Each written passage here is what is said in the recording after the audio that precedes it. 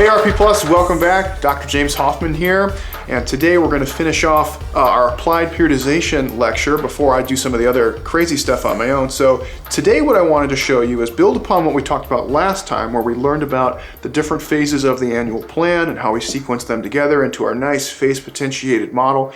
Today what we're going to try and do is actually put that into the real world. So now we're going to show you how to actually make this in some type of usable form. So hopefully you guys have the PowerPoint so you can follow along with the pictures, and let's get started. So first off, the first question we're going to ask is, what is an annual plan? And so the annual plan is a tool that we use in sport and exercise science to put together all of these different training principle concepts, periodization concepts into writing, right?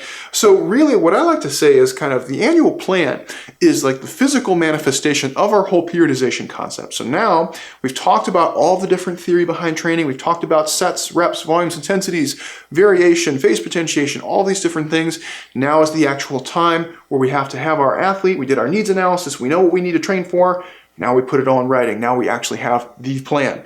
So the annual plan, as the name implies, is actually an entire year's worth of training mapped out ahead of time, which is pretty cool. This is going to include all of the training, all of the sport practice, all of the fatigue management and recovery strategies, you name it, it's in there. So our annual plan is kind of a very underappreciated, underrated step throughout this process, because not only are we trying to get the person in the gym today and what are we doing today, what are we working on, right? But now we're actually mapping out all the different things that they're going to be doing throughout the year. And we know that it's not always going to be 100% perfect. Things are going to come up, right? The natural order of the world is chaos and entropy. But the more organized we are ahead of time, the better it's going to be when we actually go forth and implement this in the real world. If I know that they're in the general prep phase, I know that they should be doing certain types of exercises, certain types of set and rep schemes, even if something gets fudged up. Or if I have my annual plan and our schedule changes and I say, dang it, I thought we were going to have competitions at this time, but now they're at a different time. I can at least look at my plan and say, you know what? I can make some slight modifications. No big deal. I don't have to start over, right? Because I have this all mapped out ahead of time. So one of the nice things is the annual plan helps us break down our training into those smaller phases. So we've already said phasic models, very important. This is how we actually start breaking them down, putting it on paper essentially. And it also allows us to make sure that our athlete is performing at their best when we want them to. Why? Because now we literally have mapped out all of the competitions and we can sequence the training up to all of those different points. So this is kind of how we actually, like I said, put it on pen and paper, put it in the real world. So let's go on to the next slide. So what kind of things do you have to put into your annual plan? And there's no easy way to answer this. Unfortunately, everything that you can, anything and everything that you think of, you should put in there. And I promise you, weird shit is gonna come up, and it still comes up for me. Every now and again, I'll be working on one and somebody would be like, you forgot to factor in this random holiday that you never heard of. And I'm like, damn it, gonna start over, right? So essentially, what are the things or what are the components that you have to put in the annual plan? Well, first off, you want to make sure you have all the sport practice sessions, whether they're light sessions, challenging sessions, tactics, technique, all that kind of stuff. So whenever they're doing their sport practice, we want to have all of their training sessions, whether they're heavy, light, if they're weight training, cardiovascular training, power, speed, agility, any type of fitness related training session. We want to have all of their fatigue management and recovery strategy stuff already built in. So we want to make sure not only are we managing fatigue concurrently throughout the process, but we want to make sure we have pre-planned strategies built in and already set up, ready to go. One of the things that is difficult and will always be difficult is travel. Traveling can be a pain in the butt on a number of different levels. First off, time spent traveling can be challenging, right? Because now we actually have, if a person or an athlete is taking several days, maybe even upwards of weeks to travel to certain locations, that's time that they cannot be training. That's time that they may not be able to recover well or practice. So we have to figure out when are they unavailable due to travel. A couple other things you have to think about with travel. Facilities. Does the places that I'm going actually have access to gym, or can I call somebody? Can I call a neighboring strength coach and say, hey, homeboy, can I work out at your gym while we travel? Who knows? Maybe if you're going out of the country, out of state, that might not be available to you. A couple other things you got to think about with travel. Time changes, circadian rhythm changes, right? So if you're traveling somewhere where they are on a completely different time zone, distinctly different from where you are normally training at, you actually might have to get there a little bit earlier than you planned on, especially if you're having like a major competition, something that's really important, like a championship. soccer match or a fight or something, you might actually decide to get there like 2 weeks earlier just to establish new circadian rhythms for your athletes so they're not feeling jet lagged all the time. A couple other things, travel, it just doesn't seem to end. Food. Cannot tell you how many times we've traveled with people, and what's the first thing they do when they go somewhere new, fun, and exciting? They want to eat that crazy street food. Melissa Davis from RP, she's the worst. She'll eat like run over garbage taco on the ground that a dog is eating. She'll be like, great, I'm gonna eat that. No, don't do that, right? What's one of the first problems you run into when you start eating foods that you are not accustomed to eating? You get GI distress, diarrhea, nausea, all sorts of nasty stuff. So sometimes with travel, you have to actually bring your own food and make sure you're keeping tabs on what they're doing so they don't go and eat like Taco Supreme and then have a blowout on the platform. You know what I'm saying? Gross, we don't want that. Holidays. There is never-ending supply of holidays going on at all times. Some of them are national holidays, some of them are religious holidays. I can tell you there are so many religious holidays out there between Christians, Jewish people, people who do Islam. All those different religions all have a various number of holidays that you have to keep in mind. I had one person not too long ago was having trouble because we were doing a training program and he was honoring Ramadan and he could only eat during certain times throughout the day. Is it a huge obstacle? No, but it's something that you want to actually just put down and say, hey, you know what? I know this is coming up. I know I'm going to maybe have to make some modifications because of it. So I want to make sure I'm prepared and ready to go ahead of time. So any holidays, whether they're religious, school holidays, national holidays, or any time basically that a holiday would mandate that somebody not recover, not train, not do sport practice, something like that, we want to just put that in there. Of course, we need to have the competition, so anytime that they're actively competing, we want to make sure those are explicitly marked out on our calendar. So we always know when the athlete needs to be prepared to compete and we can adjust our training accordingly. We also want to have a pretty good idea of their nutritional paradigm. So we saw beforehand the different phases of nutritional periodization. We already talked about that in the previous video, but I want to make sure I know, like, is this a time period where I'm doing weight loss, weight gain? Am I stabilizing? Am I prioritizing different things like carbohydrate over protein or something like that? Those are things that you want to have mapped out. You want to have all of the major testing and monitoring that you're doing with that athlete. Now that can be your own testing and monitoring that you do with your athlete. It can include other things like NCAA compliance. It can include like drug testing, USADA testing, stuff like that.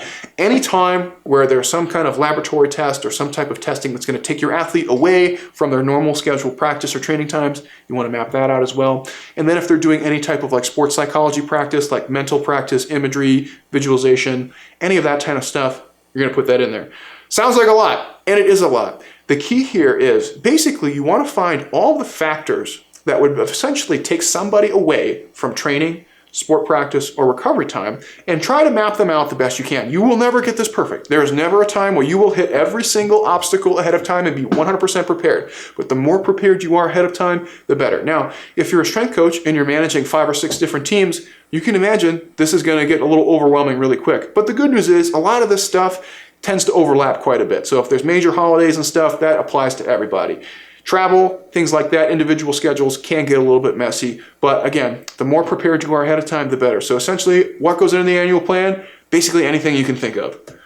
Now, why is this important? Well, again, the annual plan is the physical kind of expression of our periodization concept. This is why we do all this crazy nonsense. The annual plan essentially allows us to put structure to the theory, right? Where we've talked about phase potentiation, we've talked about changing exercise selection, volumes, intensities, variation, overload, specificity, all that stuff. Well, it's all fine and good until you actually do it, right? So this is the tool that allows us to develop the highest levels of fitness characteristics, whether they're power, speed, strength, cardiovascular endurance, all of the above.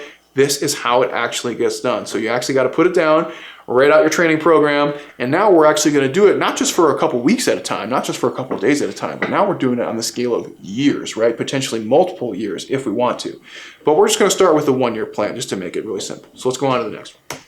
So the first thing you're going to do, you're going to find a medium that works for you. So what does that mean? That means you're going to find a program, something that is very easy for you to manage. Typically the way that I do it, and you can see on the slide, is in Microsoft Excel. That's what I find to be the most useful, the most practical, and you don't have to be a rocket scientist to use Excel. Now, the more rocket scientist you are, the more fun Excel can be, but even for somebody who is a relatively layperson with Excel or not a strong user of Excel, you can do just fine. Are there other programs out there that you can use? Can you use calendars like Outlook? Can you use specific actual coaching software? Yes, absolutely, 100%. The key is figuring out which things seem to work the best for you. So you have to find a way where you can open it every day, use it really easily, and I'll hopefully be able to share it with your colleagues, because more often than not, you might have to be sharing with your athletes or your other assistant strength coaches or whomever you're working with, right? So typically what I recommend, if this is your first time doing it, use Microsoft Excel. I use Microsoft Excel all the time. Makes it really easy. Now, if you want to go out and buy like coaching software that you can actually go out on the internet and buy stuff for, it's like a couple $100 that does the annual plan stuff for you, really fancy, that's cool too. That's totally awesome. I like Excel because it's free and you can do a really good job on it just as well, right? So first thing, figure out what medium you want to use, and I usually recommend Microsoft Excel. The next thing you're going to do is set a timeline. Now, some people get really, really crazy with their timeline. I usually like to do it on a weekly basis where you map out all of the weeks of the year. Now, you can get really fancy and you can do it month, and then break those down into separate tabs within Excel. That's great too. What I don't recommend you do is do it day by day, right? Otherwise, you're gonna have 365 cells going across and it's gonna be a complete pain in the butt for you to use. So typically what I will do, and actually in the subsequent videos that will follow this, I'll actually show you how to map this out and do it week by week in Microsoft Excel. For now, just take my word for it. So what I usually do is start with the week, type in a date, type in to the right of that cell, type in a date that's a week later, and then just copy it and drag it across, and now you have all the weeks throughout the year, and that makes it really, really easy. So essentially, once you have your medium, the next thing you're gonna do is map out basically 1 year of time. How you do that is up to you. I recommend doing it weekly. If you wanna do it monthly and then break it down as you go, that's totally fine. You can do it daily. I find that to be overly cumbersome. So I find weekly is kind of that sweet spot where it makes most sense when you look at it. So let's move on. The next thing you're gonna do is probably the most important step. So once you have your medium, you have all of the dates mapped out, now you're gonna actually start popping in your important dates. We're gonna start with the competition period. So right off the bat, you're gonna put in all the major competitions for your athlete. So if you have a competitive season, like an early season and a late season, you're gonna map those out right away. If there's any tournaments, any friendlies, any scrimmages, any championships, any playoffs, anything that they're competing that is of note to you, right? So we're not saying like a pickup game of basketball with your homies, that's probably not a big deal, right? But anything where the person is actively competing in a more formalized setting, we're gonna start popping those in. You're gonna put in not only the date, but any pertinent information like the location, time, equipment needed, travel, etc., right? So we're gonna pop all of those in. Next, after we've got all of our competition dates, which is arguably the most important, we're gonna start putting in any holidays or mandatory downtimes into our plan. So this can include things like NCAA compliance. As you guys probably know, you can't always work with the athletes. You might have a limited amount of time. That time might be variable throughout the year depending if they're in season or off season. So that's something you're gonna wanna map out and say, hey, I only have X amount of time during these months. I have less time in these months. I have no time in some other months to actually work with my athletes. If they have religious holidays, again, the reason I bring this up is not because I'm like a nasty anti-religious person. It's because it's come up for me before where people are like, don't you know I'm celebrating Chalak-Mala? And I'm like, I don't know what that is, buddy. Doesn't matter, right? What you think about it, it's an obstacle that you have to account for, right? So if you can map out any of those major religious holidays where that person is not able to train, eat, recover, or do sports, that's great, awesome. And then essentially within that, any other time that you would expect the athlete to be unable to train, practice, or do dedicated recovery time. So if there's any events, any holidays, anything like Memorial Days or any national holidays or anything like that where they're basically not allowed to be worked with, you want to map those out. Okay, so let's keep going. You want to account for those travel times. This is where it gets really, really annoying really, really fast. So once you have those competitions, we want to start accounting for any travel if necessary. Now, if you're just doing day-to-day trips, like if you're competing within the city that you live in and stuff, not a huge deal, right? But if you're traveling out of state, having to make a big trek across the state, if you're having to go out of the country, now this is going to start becoming more and more of a problem. You want to account for things like jet lag. It might take upwards of like a couple days to actually acclimatize to that new time schedule. You want to make sure if they have like a 2-day bus ride or a train ride or a flight or something that you have accounted for that time so you don't plan on having workouts leading up into, like even if they're light workouts leading up into the competition, but then you forgot that they're going to be on a bus for 2 days, right? Now you just threw off your whole plan because you didn't account for that travel time. Same thing on the way back. So that goes both ways, to and from the competition. Again, dealing with travel times, foods, accommodations, all that stuff. So if they need to work out while they're on the road, you're going to have to call somebody ahead of time and say, hey, can I work out at your gym? Da, da, da, da. So we want to get all of those different travel times associated with those competitions. Want to account for all of our mandatory testing sessions. This can be more or less cumbersome at different times throughout the year. So of course there's mandatory NCAA testings that you should be aware of. There are drug, sometimes planned, sometimes random screenings for drugs like USADA testing. There are mandatory doctor visits that you have to account for throughout the year. And then of course there is your own laboratory testing and monitoring stuff that you're probably already doing, where you're saying, okay, today we're coming in, we're doing 1 rep max squats, or today we're doing a Wingate or jumps or what, it doesn't matter, I don't care, right? But you do have time periodically that you're testing your athletes, because that's part of evidence-based practice, right? You're collecting your own data on your athletes and comparing that to normative standards. So you want to map out all of those times, because that's time that they can't train, time that they can't practice, time that they can't recover, right? And then of course you're going to start mapping out any field testing as well. So we mentioned laboratory testing is a little bit more invasive. If they're doing field testing as well, you want to make sure you're mapping those out. And you start saying, hey, every Monday, Wednesday, Friday, we do a resting heart rate and we do a vertical jump or whatever, right? Boom, that goes in the plan. That way it's a reminder to yourself and a reminder to anybody else who's referencing your plan who might not just remember that off the top of their head. Make sense? I hope so. All right, next, we're going to start actually mapping out the training portion of the plan. So we basically outlined most of the obstacles that we can think of. Are there going to be more things? Absolutely. I'm sure there's a ton that I didn't even mention you guys might be thinking of right now. You didn't mention this. Well, trust me, it's difficult to get all of them. So do your best, map out every big road obstacle you're going to find. Once you've done that, then you can start mapping out the training. Now, the way that we do this is we actually do a macro cycle strategy working backwards, starting at competition. Now, this is what we traditionally say. We say we work our way backwards, but really what we're saying is we're working our way from the competition periods and we're going away. What we don't want to do is start in the early phases of training, like the general preparatory phases, and then work our way up, because you're going to make mistakes inevitably along the way, and it's going to be maddening. Trust me, don't do that. So what you want to do is map out all the competitions. So find your competitive periods, map those out first, and then what we're going to do next is work our way away from those things. So if we're doing it in chronological order, we're going to start at competitions, right? We're going to have maybe some early season competitions, and we might have some late season competitions, something like that. Once we have those mapped, what we're going to do is we're going to mark the transition phase, which will be later downstream in time.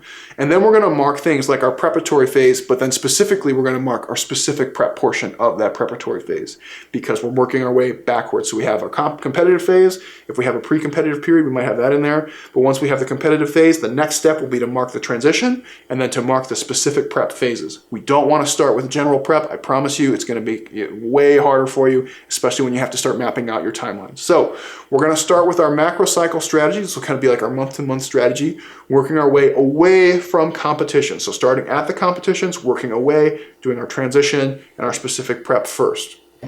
Once we get that, we can move into our week-to-week or more mesocycle strategies. What you don't want to do is start working on your day-to-day strategies before you have mapped out your month-to-months and weeks-to-weeks. I promise you, you'll be pulling your hair out. It's maddening. So once you've started to map out all the major subphases, right? So we said competitions, transition, specific prep, then we can mark the general prep, right? Now we basically have the whole year of training, and there might be some repeats of that within that same cycle, right? So we might see series where it's general prep, specific prep, competition, transition, repeat, or it might be just one big blown out one. Who knows? Depends on what sport you're working on. Once we've got that, we have the whole major phases mapped out. We can work on our mesocycle strategy or week-to-week strategy. What we're going to start doing there, again, starting from competition, working our way backwards, is now we're going to start marking our things like our accumulation phases, our overreaching phases, our deloads. And all we're going to do is, not being too fancy, we're just going to start marking volumes and intensities. So basically set by reps and relative intensities. So we're saying, all right, I've got my 3x5, 4x5, 5x5 deload here, right? I've got my 3x10, 4x10, 5x10, 90%, followed by deload there, right? We're not even getting to exercise selection yet. We haven't even gotten there. All we're doing is basically working on big concepts, starting on our mesocycle strategy, working our way backwards. So again, start with things like accumulation periods, overreaching periods, deloads, All we're doing is mapping out volumes and intensities, stuff like that, nothing crazy. So once you've done that for all of the major weeks throughout the year, then you can actually start your microcycle strategies, which will basically be your day-to-day strategies. Once you have a gross idea of all the different things. So at this point, right, you have your general prep, your specific prep, your competitions, you have your general set by rep schemes across all of those things.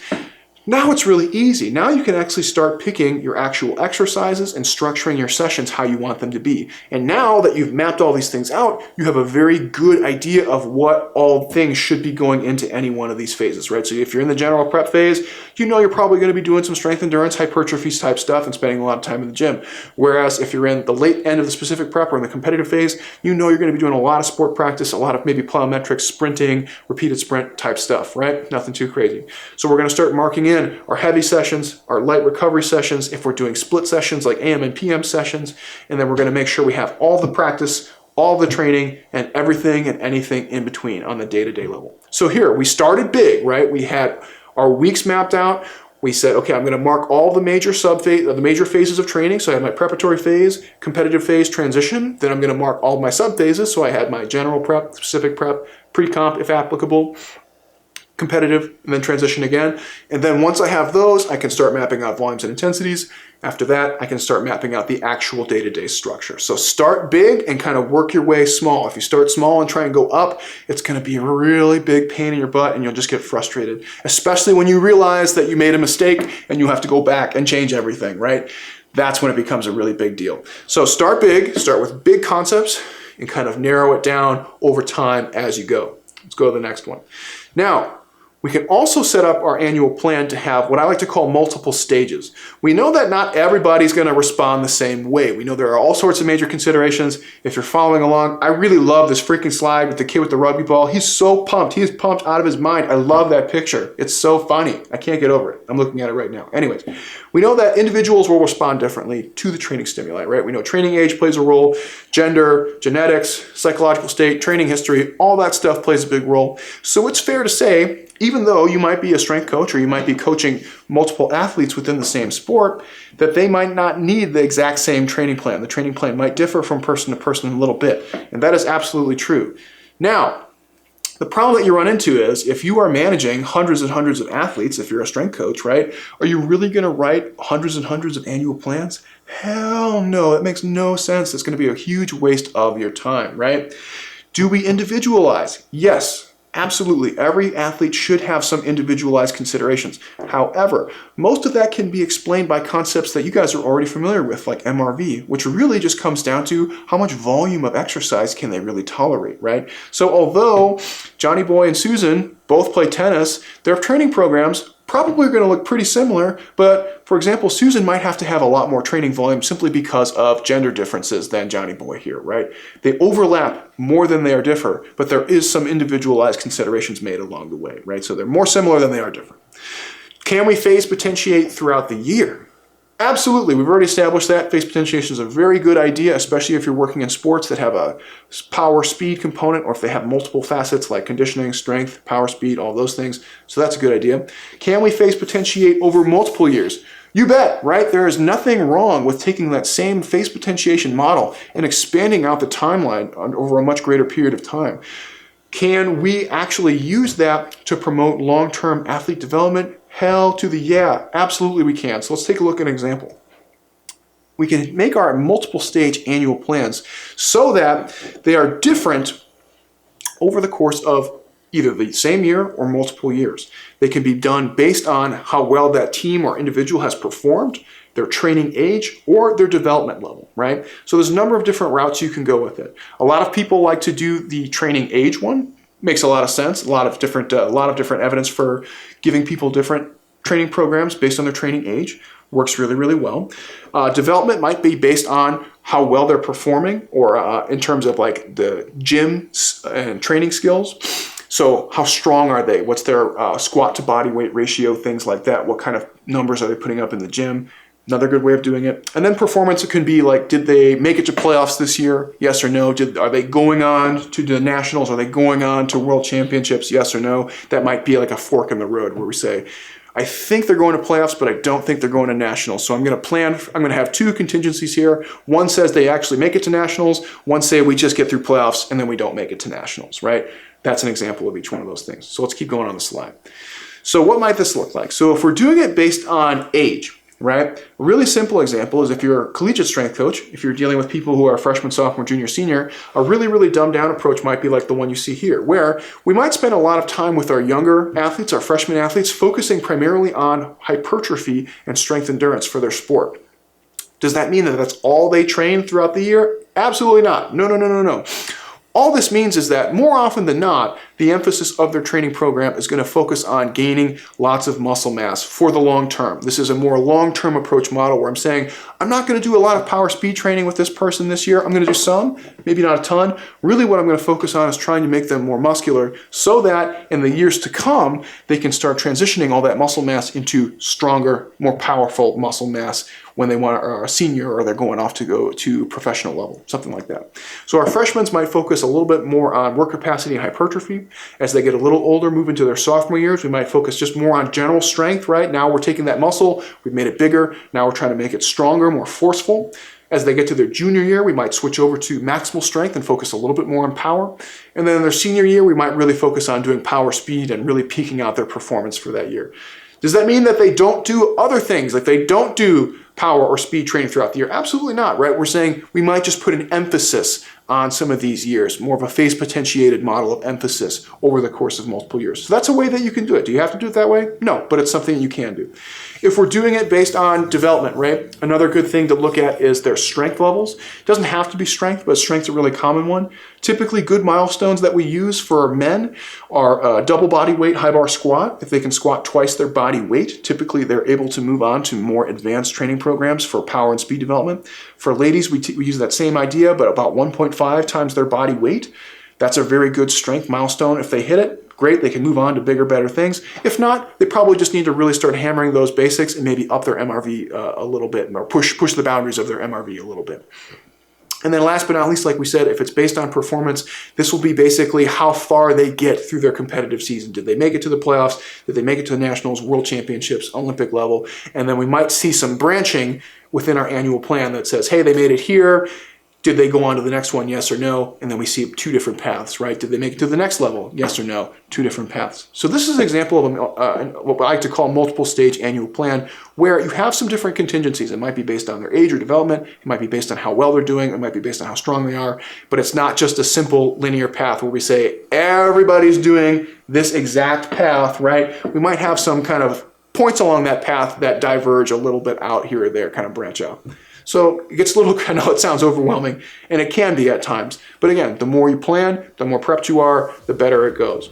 So that's all I got for this one for today. In a couple videos that are gonna follow, I'm actually gonna do this on the fly, and you guys are gonna watch me do it because I'm the man and I'm good at it, right? But hopefully you guys have a pretty good idea now and can start practicing on putting together a nice periodized annual plan for yourself and for your athletes. And then next time I'll actually show you how it's done. All right, well, thanks for tuning in, RP Plus. Great having you guys, and I'll see you next time.